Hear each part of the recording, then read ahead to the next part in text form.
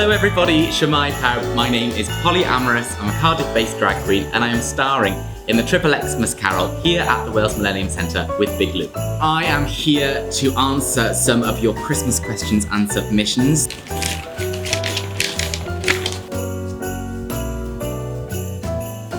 Well, you'd be an absolute muppet to miss it because I'm in it, which means it's going to be good. There is burlesque, there's belly dancing, we've got drag, which I believe I'm there to do.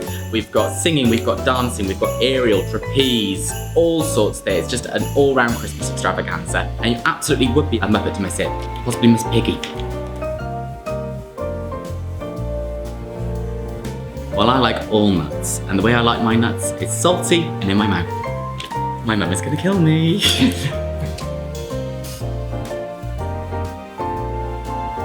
Well, I quite like an older man, and I'm a big fan of the colour red, so I would say Santa's runway look is an absolute shoot from me. Well, I got two of them, and it's usually high vibrations and a heavy bass.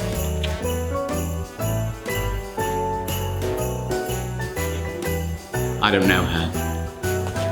I think that is all of them. Done.